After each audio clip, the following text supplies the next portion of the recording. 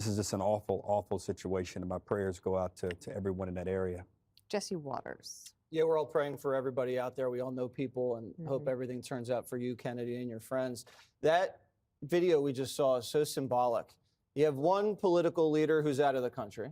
You have another political leader who makes it about himself. And you have the other political leader who's just not doing his job. They've contained 0% of this fire, and it didn't need to be this way. This man cannot manage water or forests. Did you know they've had record rainfall and he hasn't built a single reservoir? Hasn't broken ground in a single reservoir. It rains in California and it just washes into the ocean.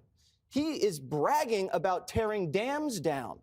He tore more dams down than anybody in the history of this country because the Native Americans told him to do it because it would save some salmon. Now look at this. A couple years ago, Donald Trump issued an order to send water from Northern California to Southern California, and Gavin Newsom sued Donald Trump to block it. Why? Because of smelt, Dana. Yep. It's the size of my pinky, this fish. It's supposedly an endangered species. No one really knows what it's there for. No one really cares. And you know what just happened? There's no water coming out of the fire hydrant because this man mismanages the water there. And then it turns out last month, you know what? Biden and Newsom decided, we don't need to protect the smelt after all. Yep. The whole thing was worthless. And then you get to these forests. He hasn't built any of these roads that are used to escape. You basically have Pacific Palisades, and you guys know this.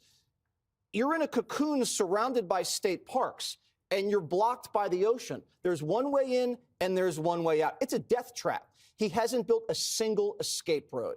So these people are just going to cook. And he doesn't do any controlled burns. This whole time, barely does any of it. Has cut money for forest. They spend more money on homeless than they have on fires. And both of them are out of control. And then there's Karen Bass. She was invited to an inauguration for an African president, and she left. Why is an American politician going to some other politician in another country's inauguration? That doesn't make any sense to me. You can say no sometimes. This whole thing is a disaster. It's criminal what's happening right there. And you pay so many damn taxes in that state. They should be able to serve the public.